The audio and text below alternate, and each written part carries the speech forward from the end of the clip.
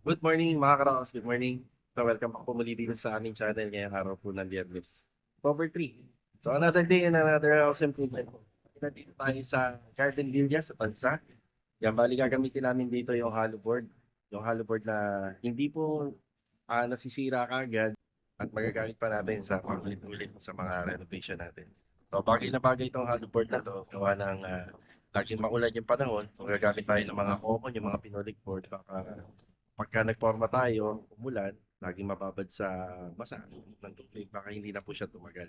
So ito, gagamit tayo ng hollow board, din yung pamorma natin, gagamit naman po tayo ng mga tubular. So project update din tayo dito sa Anyana Beller East at saka yung project natin sa Phase 4 sa Alumina Homes, yung ginagawa nating extension.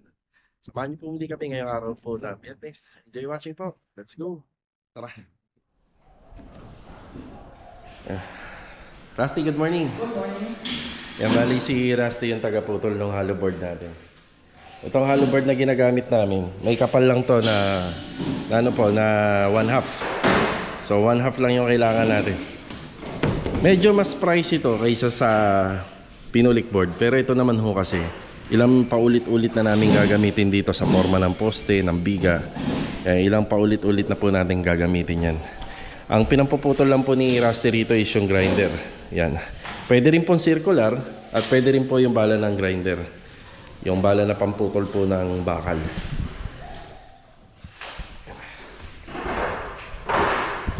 Ilan sa mga nagawa na ito na po.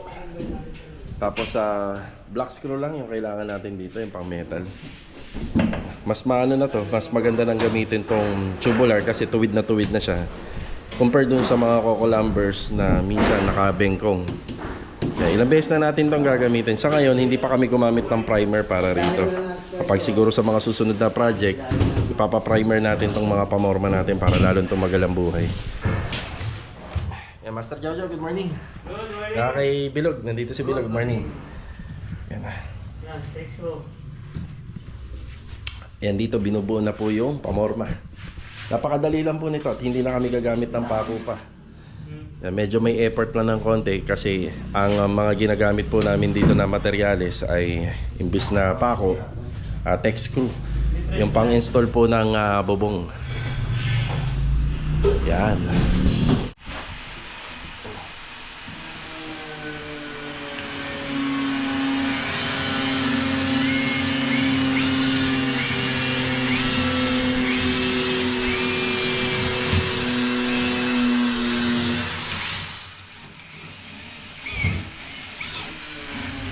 Ganun lang siya kadali. Kapit na kapit. Tsaka pagka binaklas to, hindi mo na kailangan ng pang ano, no? Puro ano lang, puro power tools lang.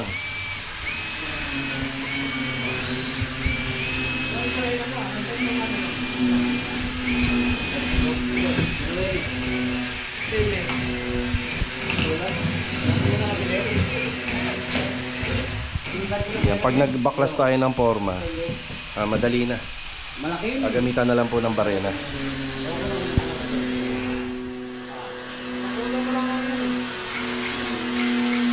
Ito yung kapal ng ating buhos sa poste.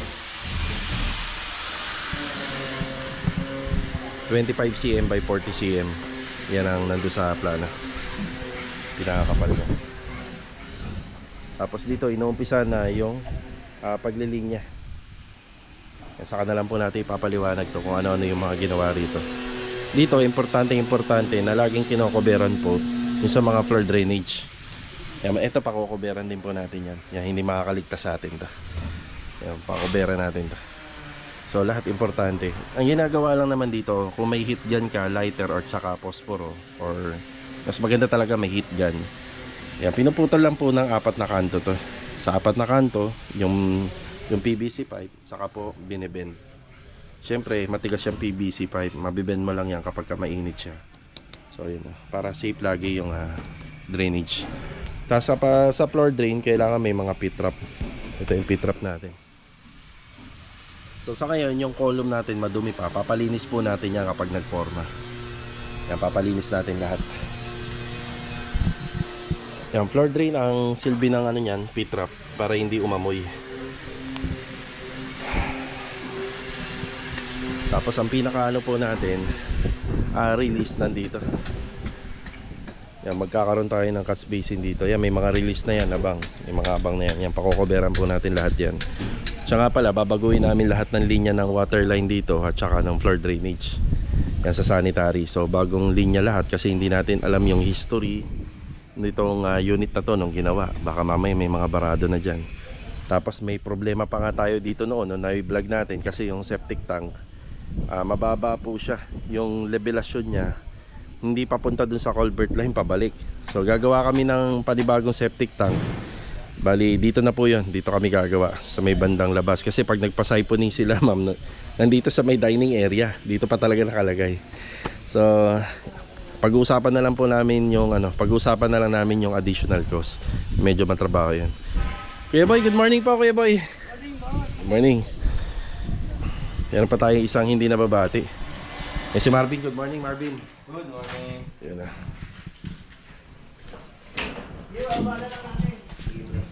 Okay.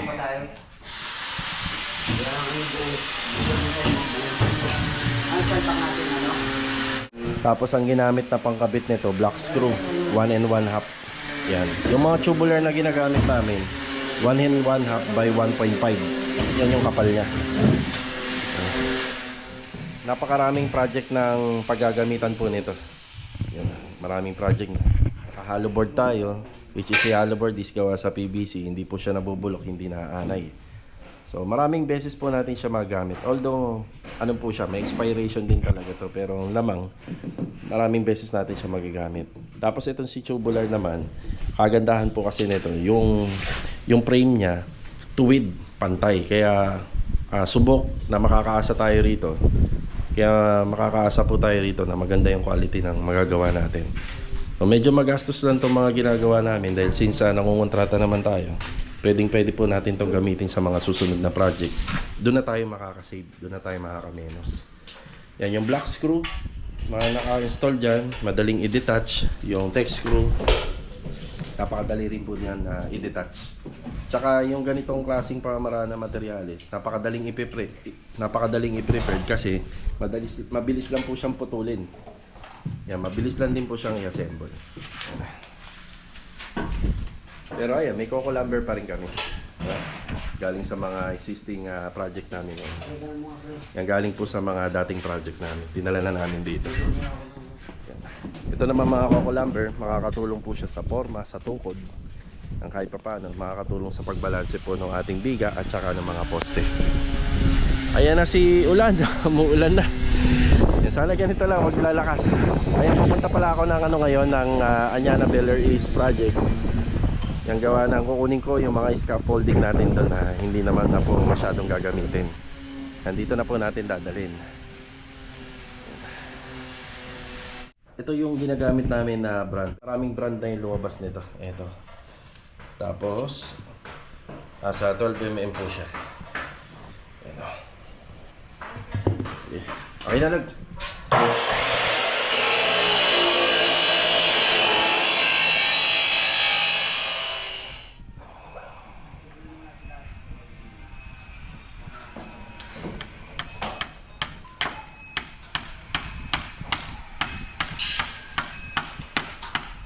Alis muna tayo dito sa Tansagarding Villas. Bali, 3 lang yung iikutan natin ngayong araw. Dito sa Anyana Beller East at saka rito sa project natin sa Phase 4.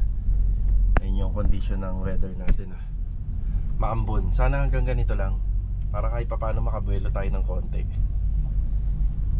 May paparating tayo na delivery.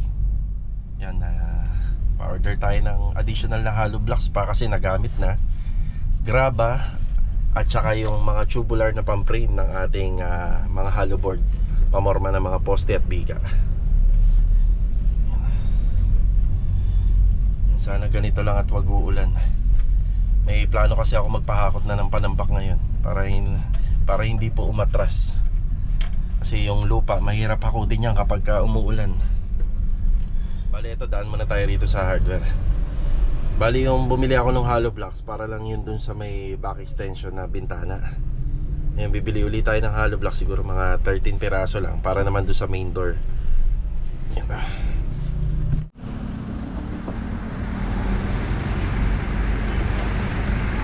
Dito na tayo sa Anyana Bel Air East Project. Good morning kila client owner. Panambak namin, oh. Nadagdagan uli. So, pa-schedule ulit tayo ng hakot panambak dito. Yung ibang hollow blocks na nakikita natin dito, gagamitin po yan para po rito sa pag-assemble po ng ating kitchen counter. Okay, Sandy, good morning. Good morning. Yan, morning. May dala akong hollow blocks. Nandun sa ano, nasa 13 piraso lang yata yan. Mga 25 ata. Ito, aabutin nito. Wala na pala tayong sobra rito. Oo. Sige, okay lang. Kulang pa ako doon. Nagkulang ka pa sa taas. Oh. At least kahit pa paano may dala tayo. Yan. Naharangan na. Naharangan na po yun. Tapos yung mga dinimolish dito, tinibag. Importante po na mapaayos muna natin yung bawat kanto. Yan, para kapag nag-tiling na, nag-tiles, halos yun na lang po yung susundan. Yan, okay na to. Yan, pansamantala, yan, may harang muna tayo ng plywood dito. Yan, kasama na pala ni Kuya Sandy si Kuya Doming dito.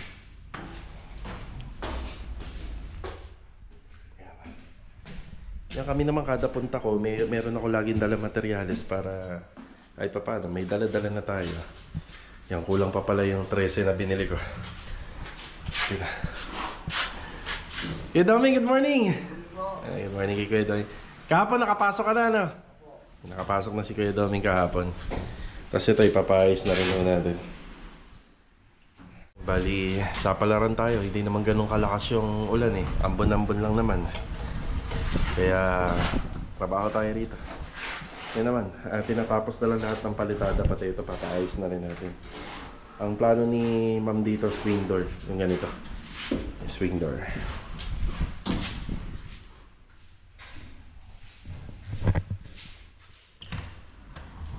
Yan, dagdagan na yan. Tapos ito, yung papaano na lang po natin yan. Papasinsil kasi panigurado, papaano po ni Ma'am to. Papabago po yung tiles, gawa ng, kita nyo naman. Tapos magkakaroon na kasi ng extension dito. Yan. Yung ginawa nga po pala ng installer dito, nagkabit na po sila ng outdoor tsaka indoor. Tapos meron naman po sila nilagay na allowance dun sa ano po nila, itong tawag dito, yung bracket ng AC between dun sa bubong, kasi pag naglagay pa po tayo ng flashing dyan, mahihirapan na tayo. Yan, may allowance naman sila nilagay, maaabot pa naman po ng kamay ng tao.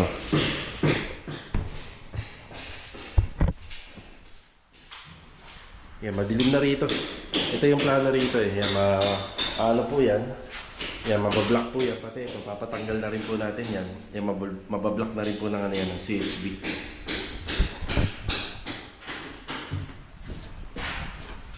Isa sa mga priority, itong ginagawa ni Kuya Sandy. Yan, sinisinsil niya na rito yung decoration nitong harapan ng bahay. Kasama po yan, Kuya? Pantay lang siya. Yan, kasama po yan. Ito mas maiwan. Yan, matatanggal po talaga lahat yan. As in lahat, pati yung moldura, ito po. Yan, tanggal din po yan. Wala na pa. Meron, may bintana yan. Oo, sa dulo. Yan, pero ang diskarte na lang natin, i-block muna natin lahat. Nagpunta na? Ay, hindi pala kinabit nung ano yung indoor. Dinala nila eh. Dinala nila. Oh, siya, at least nakaabang na. Anong oras sila pumunta, Kuya? Ngayon lang? Nagkasalisi kami ni Ma'am. Oh, ang usapan kasi namin dito nung nag-install, kakabit na yung indoor, pero siguro baka hindi mo na kinabit. Yan, tama yung abang nila, maganda. Yan, sininsil na rin para yung copper tube hindi na po makikita. Yan, dito na po yung tagos niya, ayan oh. Tapos ito na yung sa tubig. Ayan. Sa release.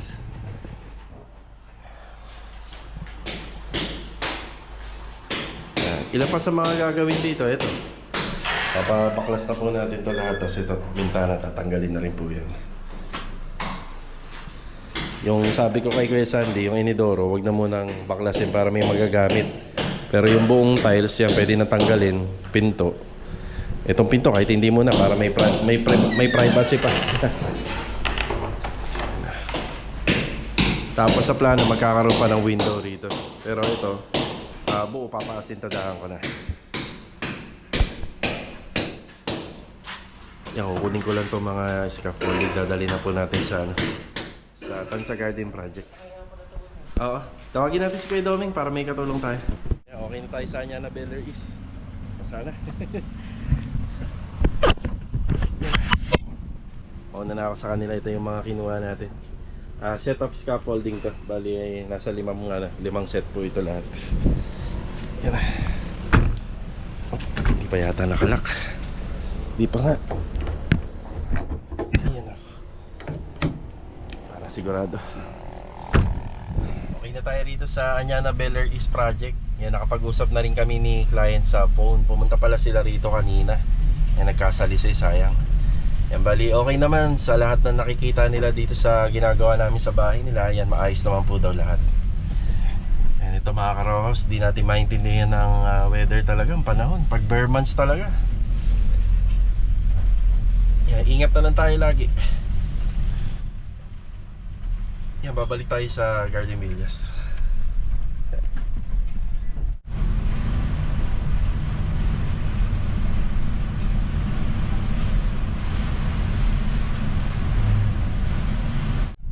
Nakabalik na uli tayo rito. Mukhang umulan na malakas dito. Pero pagdating natin, ambon na lang. Bale, itong mga scaffolding, mamaya na po natin to ipapababa. Hayaan lang muna natin sila magtrabaho. Yan, bago mag-uwian, yan, pagtutulong-tulungan namin ibababa. Yan, para hindi maantala yung ibang mga gawain. Ayun, nag-moist na yung aking sliding window. Yan. Mamaya na lang yan.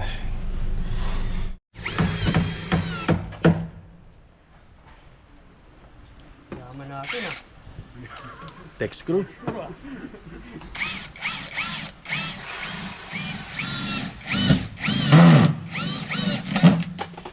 Yan naman ilang beses magagamit, di ba? Oo, yan tech screw na yan. Gagamitin pa yan dun sa kabila. Di ba, class lang. Oo.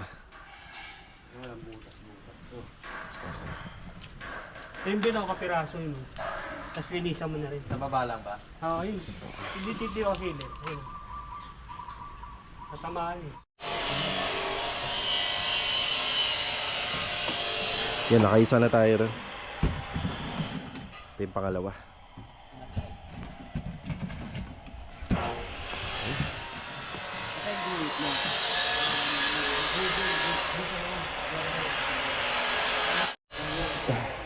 Bali dito pinapalinis na po natin yung column na kailangan walang lupa. Ang finish dapat niya bago magbuhos, yung pinaka-konkretong buhos namin dyan, yung pinaka-ending niya. Tapos mamaya magpapatimpla tayo ng semento na malabnaw, yun yung tinatawag na grout. Yan, bago siya buhusan. Ganun po yung gagawin natin dyan. Yan, pinaglilinisan natin ang gusto. Yan, nakakapagtrabaho pa naman kami kahit ganito yung sitwasyon.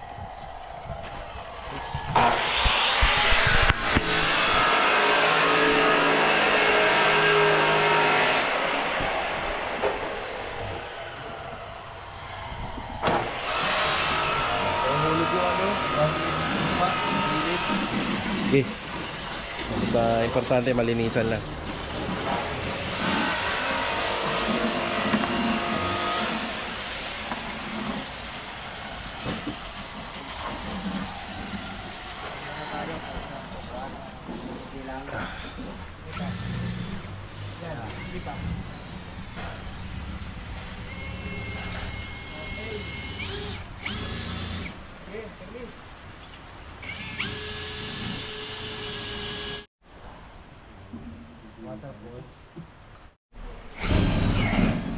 DIY.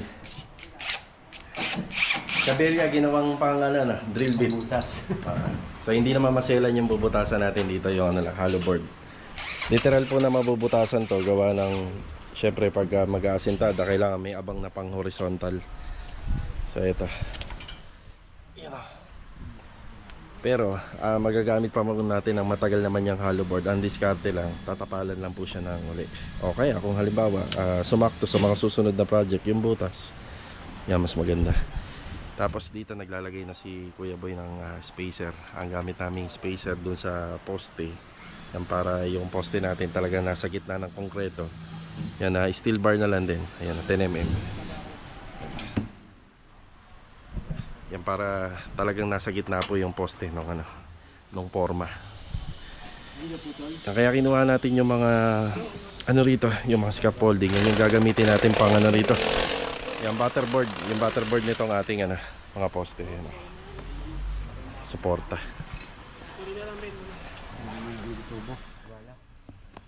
Hindi pa tayo nakakapag-invest ng mga tubo tsaka yung mga jacks kapag nagkaroon uli ng ipon.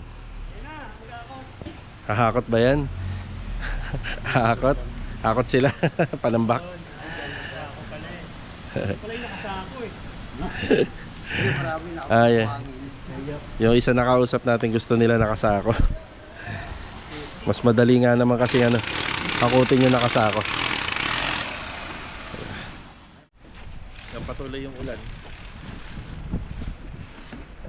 Tuloy naman yung trabaho. Formal lang naman po kami dyan Hindi pa namin yan mabubuhusan. Yan na, mauna na tayo sa tropa. Yung magdi-deliver, sila rin yung maghahakot. Tingnan natin kung makakahakot sila ng panambak. Pace 4 tayo, tara.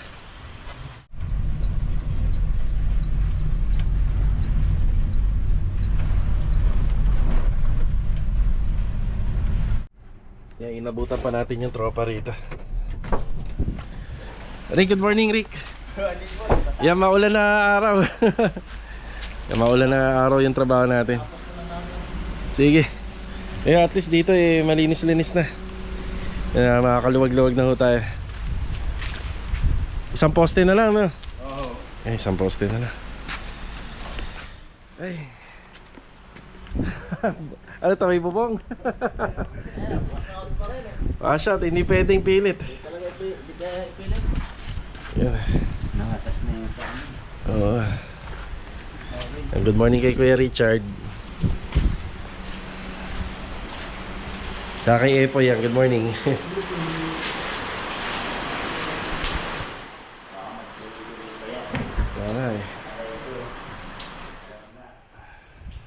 Pwede tayo mag-demolish. Saan yung mga chipping gun natin? Tara rito, kolektahin ko. Pwede tayo demolish natin yan. Yeah, pwede natin yung tanggalin. Wag lang muna to. Kasi mapapasok tayo. Ito lang, ito nakaskala. Tapos pwede na rin natin tanggalin tong mga kisame. Yan, lahat yan. Pwede natin tanggalin yan. Tapos yung forma nito, kaya pa bang formahan? May pamorma pa tayo? Ayan o, yun. Yan ang mga pwede natin gawin. Ano na lang yan sa mga plywood pati yan. Oo. Kukolektahin ko lang yung chipping gun. Tsaka maso. Yan. Yan, hindi talaga makakapagpalitada. May popormahan pa pala rito, Rick, no? Isang poste. Dito sa gilid. May popormahan pa rito. Dito banda. Oo, yun dito. Ayan. Yan. So sabi ko kapag masama ang panahon, pull out, pero binigyan ko naman sila ng mga instruction pa na mga gagawin dito. Yan, mahalaga. Ito, makakahinga-hinga na tayo ng maluwag kasi malinis na. Isa yan sa mga inaano ko. Tinitingnan ko yung area kailangan malinis. So ito lang po muna yung update project natin dito sa phase 4. Kita nyo, maulan na trabaho. Kahit doon sa Tansa Garden. Ay. Sa kalating galing ko. Tapos ang palayan saka yung pinagawa na. Kasi ito isang saging. Sa mga karawas, di na tayo nakauwi sa bahay. Bali, hindi na ako magbe-break. Kumain na lang tayo dito sa karinderya. Malapit dito sa Istanbul. Ayun. Sa uli tayo na Anyana Better East ngayon. Kukunin natin yung shipping ganda. Nakain po. Salamat po. Sige te, sarap ng luto niyo te. Nag-live ka kuya ha? Yan yung ulam natin. Sige pa. Ayan. Punta tayo ng Anyana Bel Air East. Sayang, galing na ako doon kanina kung naalala ko lang. Nandun kasi ibang gamit eh. Tara. dumaan muna uli ako sa hardware. Tapos bumili uli ako ng hollow blocks. Yan, mga 12 peraso na lang yan. Yan, puro alalay lang naman tayo. Yan, para pagpunta natin doon, may dala uli tayo. Yan, okay na ako rito. Binaba ko lang yung hollow blocks na karagdagan na dala-dala ko. Yan, nagpapahinga na sila kuya. Ano na ako kuya? Sige. Aha, yan, nababakbak na po nila yung mga design, yung mga degusto na nandito. Tapos tayo naman, kinuha lang naman natin yung yan, yung chipping gun. Dali natin sa phase 4. Lakas po ng ulan, no? Parang gusto kong i-cancel yung pasok namin para mag half day na lang sana siguro tayo. Parang hindi na titigil to eh, no?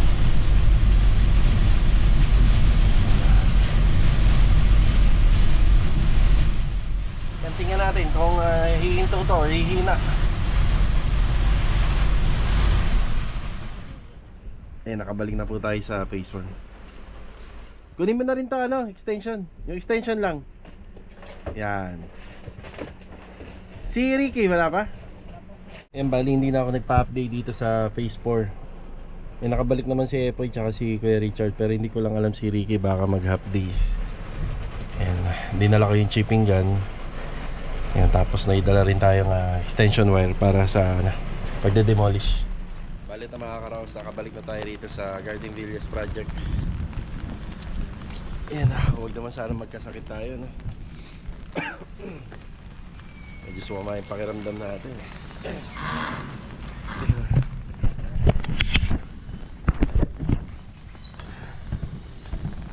Okay, ito yung update. Bali, pangatlong poste na pinapormahan.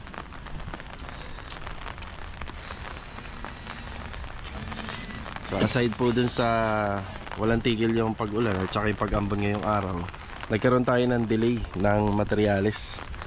Yan, time check.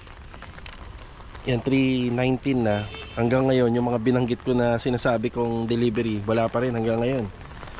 Ayan, siguro naantala rin yun sa ibang lugar. Yan, nagkaroon lang din tayo ng konting delay, pero at least kahit pa paano naka tayo 3 poste. Yan. Pero maganda po sana kung dumating ng maaga, kasi mas madadagdagan pa po sana yung nakikita nating nakaporma rito.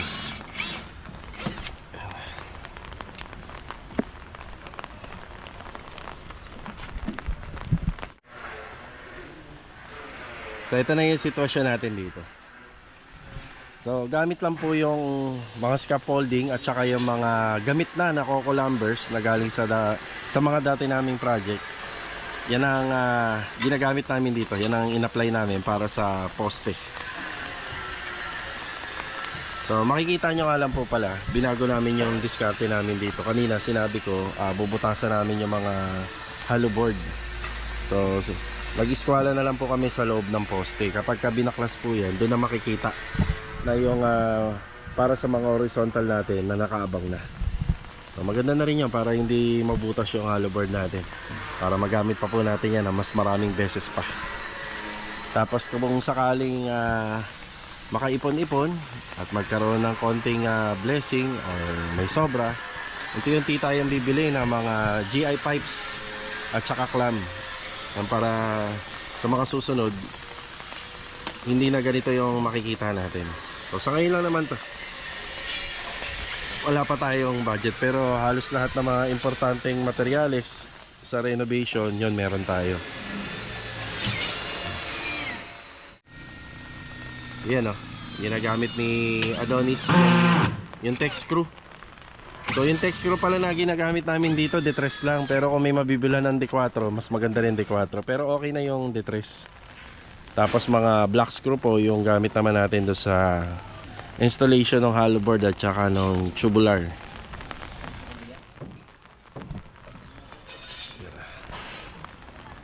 Yan, bali ito yung unang araw na nagsalpak na kami ng mga pamorma.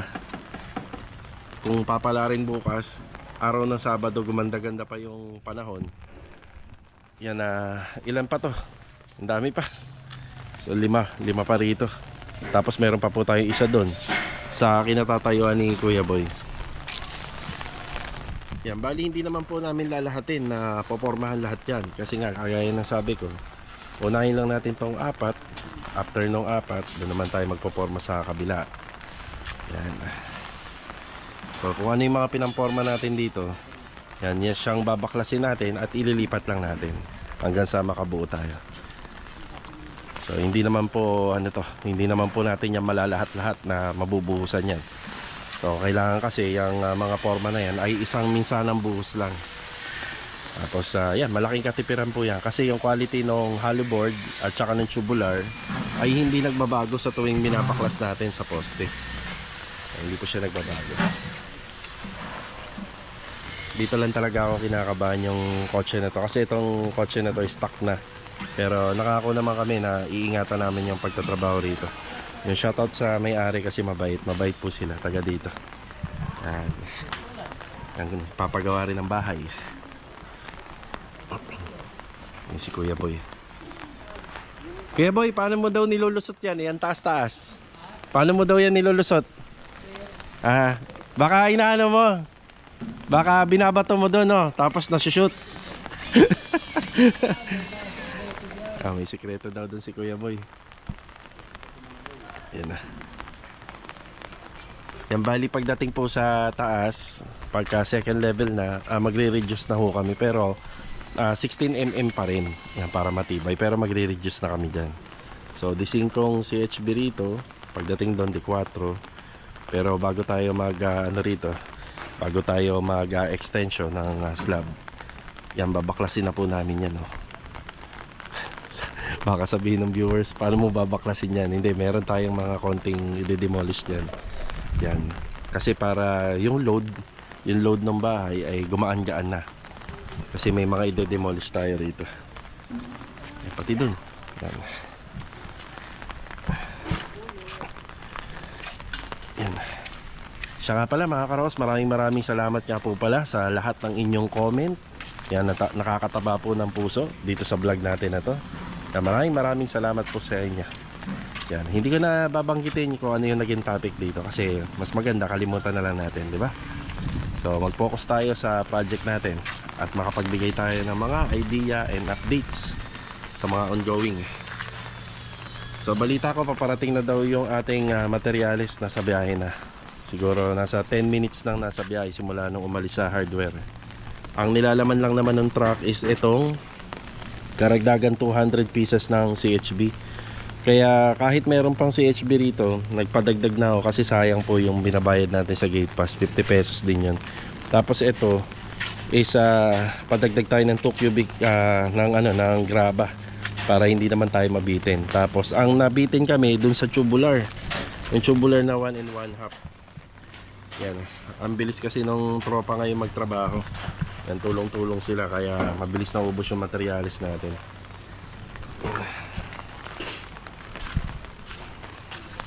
Yan. Ito na yung sitwasyon dito.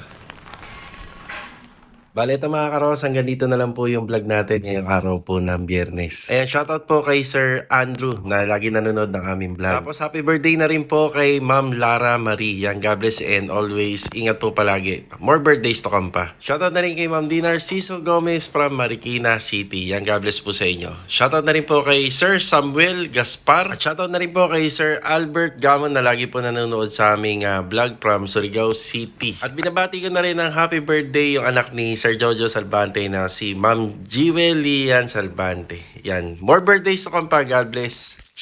And always ingat palagi. Ito mga karos, hanggang dito na lang po muna yung vlog natin ngayong araw po. So maraming salamat po muli sa pagsama ngayong araw po ng Biyernes. Kita-kita na lang po tayo for the next video. Napakarami po nangyayari ngayon sa bansa natin. Sana po malagpasan po natin lahat ng ito at bumalik po tayo sa normal na sitwasyon na pang-araw-araw natin nararanasan sa buhay. So ito mga karos, paalam po muna. Ingat po tayong lahat, lalong-lalo na yung mga pauwi galing trabaho. Let's go!